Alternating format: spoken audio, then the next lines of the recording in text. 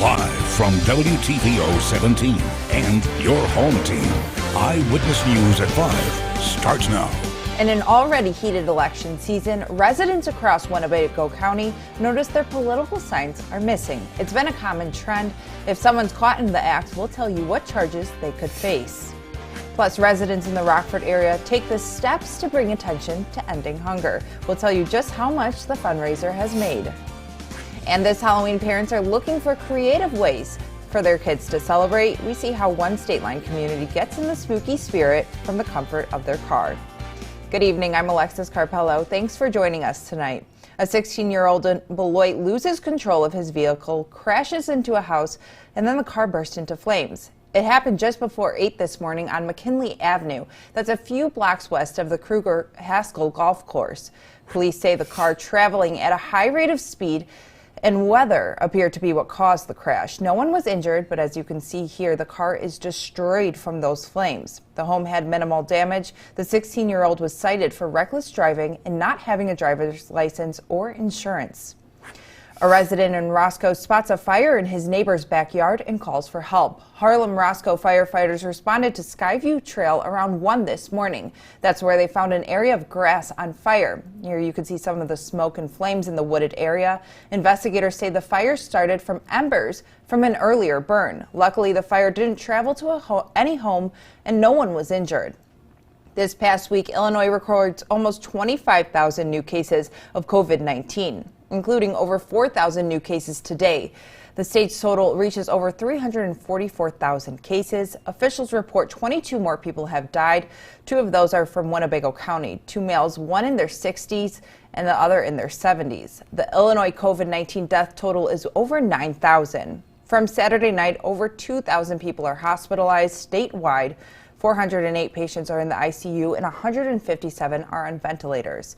33 counties in Illinois are at warning level. That includes multiple state line counties. Saturdays marked 3 weeks of increased mitigation in Region 1. Today, the positivity rate continues to increase to 11.1%. Health officials say to keep rooms in the hospitals, residents should continue to social distance, wear a mask, wash your hands, and if you begin experiencing symptoms, to get tested. We have an updated article with locations of many testing sites throughout the state line on mystateline.com. With a bit of wire and some cardboard, residents can express their political opinions from their front yard. In Winnebago County, residents are growing frustrated with their signs constantly getting stolen or damaged. Our Michelle Rave spoke with one Rockford resident who says she's on her 3rd try. Janie Wilson Cook placed a sign in front of her Rockford home, showing where her support lies this election season. One day, she noticed it was gone. To go into someone's place and try to keep them from doing that, from expressing themselves, that's a terrible thing. It's un-American. She decided to use her skills and make her own sign. A week later, that one was stolen too. Winnebago County Democratic and Republican chairs say it's happening all over the area. This year we've noticed a rash of incidents where people have been destroying or stealing mostly our Joe Biden signs. I'd say, 40 or so have been stolen. The big signs either damaged or stolen has been about, 15 or so. Especially Trump signs, that's the big ones. We've had several Republicans catch people in the act pulling and yanking these Trump signs. I would say a good at least 4 or 5 a day that are telling us signs are missing, and that's just who contact us. Marilyn Height-Ross, Winnebago County State's attorney, says this could result into a serious offense. When you are on a person's property without permission, you are trespassing. When you take property from a person, it is a theft.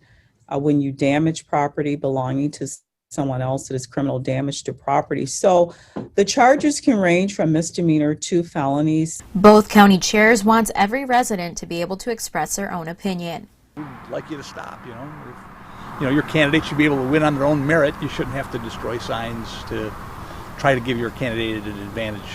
And I know that Winnebago County and Rockford's better than that. So we're really encouraging that. We're encouraging folks to be civil. We're encouraging folks to, do the best you can do, and if someone steals your sign, we'll help you get another sign. Reporting in Rockford for your home team, I'm Michelle Rave. Families around the country and here in the state line at times question when they're going to get their next meal. That's why today residents gathered at Second First Church and broke into stride for the annual Rockford Crop Hunger Walk. The walk was originally scheduled for August, but pushed back due to the pandemic. The goal is to draw attention to families in need of food. In the midst of a pandemic, organizers say many families across the country and locally are in desperate need of food. One walker shares why it's important for her and her family to participate. When people are hungry, it affects every other part of their life. When you worry about where your next meal is coming from, you can't think about how you achieve in school or at work or any of the other things that that make you a success in life if you can't even feed yourself and your family. Over $17,000 has been raised for the Crop Hunger Walk this year. President Donald Trump and Democratic presidential candidate Joe Biden both on the campaign trail in key battleground states this weekend. Alexis Carpello shares the latest. President Trump in Nevada receiving a blessing as he attended church services in Las Vegas. I go to many churches and I love going to churches. In Michigan yesterday, the president criticizing the state's Democratic governor Gretchen Whitmer to chants of "lock her up." Lock them all up. Just days after the FBI revealed it had uncovered a plot to kidnap her. And then I guess they said she was threatened, right? She was threatened. And she blamed me. Governor Whitmer responding this morning. The president is at it again and inspiring and incentivizing and inciting this kind of domestic terrorism. It is wrong. It's got to end. House Speaker Nancy Pelosi urging voters to head to the polls. The biggest antidote to his poison is the vote. RNC Chair Ronna McDaniel says it's inappropriate for the governor to blame the president. These were sick individuals. There was no political affiliation. They were attacking the Capitol as well. Joe Biden on the campaign trail in North Carolina this afternoon at another drive-in rally. Supporters socially distanced in their cars. Folks, as my coach used to say in college, it's go time. The choice is clear as it's ever been, and the stakes have never been higher. Long lines forming as early voters fled to polling locations. Never seen a line like this. Never seen as many young people. With just 16 days until Election Day, more than 26 million Americans have already cast their ballots. Alex Carpello, ABC News, Washington. This Halloween will be different than years past, but that's not stopping many parents across the state line from trying to make it memorable. Ari Bruckman shows how kids in Janesville were able to get some treats from the comfort of their car.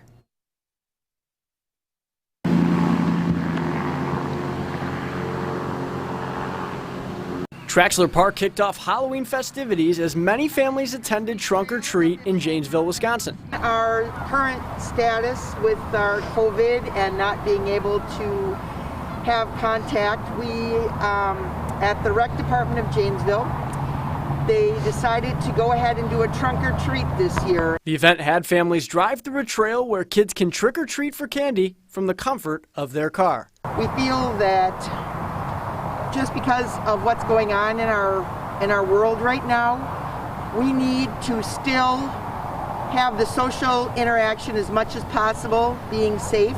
A local resident told me that she is proud of the way their community has come together to still make Halloween happen. Our kids want to give back to all the other kids too, so it's just great that we can come together as a community and figure out other ways to celebrate holidays. Families say they're doing this in order to maintain some normalcy for their kids in a very abnormal time. Reporting from Janesville for your home team, I'm Ari Bruckman.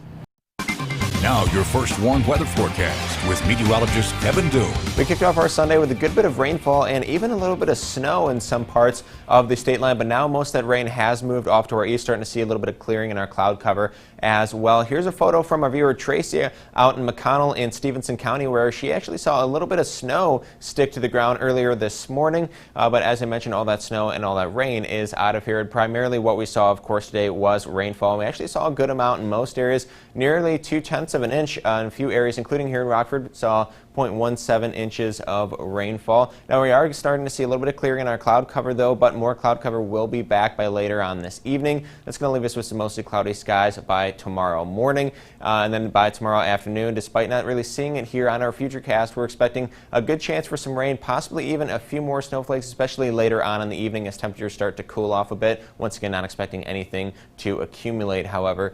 Conditions may clear up a little bit overnight, but more cloud cover once again will be back for Tuesday. And then later on Tuesday evening, we do expect another chance for a good amount of rainfall. Now, even though we're seeing a few chances for some more snowfall in the coming week, we're not really expecting anything to accumulate to anything measurable. That normally doesn't happen until mid-November or so, but it has happened in Rockford as early as October 12th. Back in 1940, Rockford hadn't seen any measurable snowfall until January 7th. Now, if you remember last year, though, our first measurable snowfall came on October 29th when we saw about a half inch. Saw another half inch the next day, the day before Halloween, and then on Halloween we saw over 3 inches here in Rockford. Not expecting anything like that this year, however. Here's a live look over downtown Beloit using Commercial Skytrack. This is overlooking the Rock River. We're looking at a beautiful but rather cool October evening. If we take a look at some current temperatures, we're only in the lower to middle 40s today after being in the 60s for most of tomorrow. We even hung on to the 60s until well after midnight last night. Then a cold front moved through, really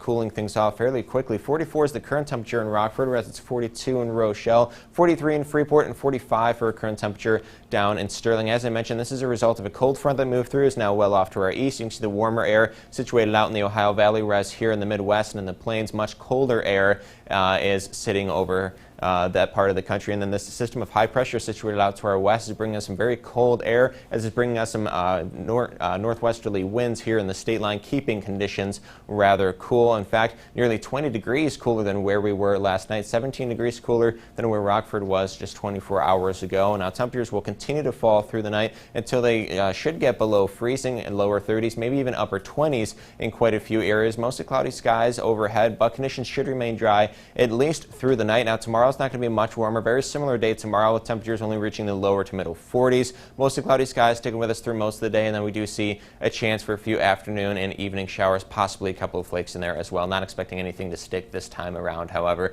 And looking at our 7-day, temperatures will slowly warm up over the next few days here. We could actually reach 70 again by Thursday. Several good rain chances over the next few days, but a cold front on Thursday is going to bring us back down into the lower 60s for Friday and down to the 50s by next weekend. Now, the Napleton Sports Desk with David Greenberg. Week 6 in the NFL, Bears look to improve to 5-1 on the season down in Carolina against the Panthers. Chuck Pagano has this defense balling through the first 5 games. They kept that going right out of the gate. Panthers' first drive of the game, backed up to the goal line. Teddy Bridgewater takes the snap, pressure coming, throws it, deflected, and it's picked off by Tashawn Gibson, returned down to the 7-yard line. Bears get great field position for this play here. Foles takes the snap on 3rd down, looks to the end zone, and finds Cole Kmet for his first career touchdown as a Bear. That gives the Bears a 7-0 lead. Later, Bears up 13-6, make that 20-6 on the sneak from Foles. Let's go to the final drive. Panthers need a touchdown to tie. Bridgewater over the middle, and the defense comes up big again. DeAndre Houston Carson seals the game with an interception. Bears move to 5-1 with the 23-16 win. You know Club Dub is going to be rocking. Second half action down in Tampa just underway. Packers and Bucks. That one's over on Fox 39. We've got Aaron Rodgers and Tom Brady, 2 future Hall of Famers. And as you can see, Brady is currently on top 28-10. First time these two met back on a football field was in 2006. I'll have those highlights and sound from both games later tonight. To Jacksonville, where the Jaguars find themselves down 24, but Gardner Minshew checks it down to James Robinson, who scampers in for the garbage time score. That catch was one of his 4 on the day. Robinson struggled to get anything going on the ground with just 12 carries for 29 yards. The Lions jumped ahead early, and you have to imagine that had an impact on his usage the rest of the way. Jags fall at home 34-16. They've now lost 5 in a row. Fighting Irish have moved up to 3 in the most recent poll rankings after yesterday's 12-7 win over Louisville. Ian Book forced his way into the end zone for Notre Dame's sole touchdown of the contest. So a lot of positive things to take from it, and it's our 22nd consecutive win at home. I don't want our guys to lose sight of that, and that's a great achievement. I don't think Ian Book has lost at home, and A lot of those guys don't know what it's like to lose at home, and I want them to keep that.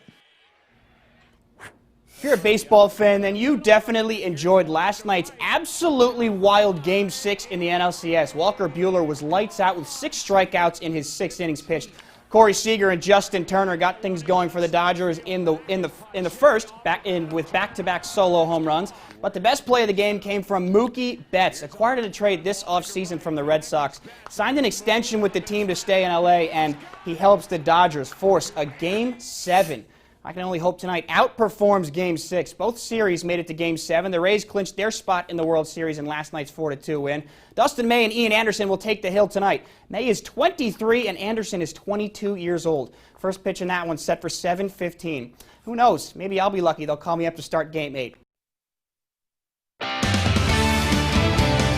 Just look at the first one, Interactive Radar, sponsored by Rockford Auto Glass and More. You can see most of that rain, pretty much all of it actually, that came through earlier today has now moved off to our east. Starting to see some clearing in our cloud cover, but mostly cloudy skies. We'll be back for tomorrow. Not going to be a whole lot warmer though. Temperatures in the lower to middle 40s, and then a good chance for a few afternoon and evening showers. Plenty of good rain chances in the week ahead. Temperatures warming until we reach near 70 again by Thursday. But a cold front coming through, going to bring us down to the 50s just in time for the weekend.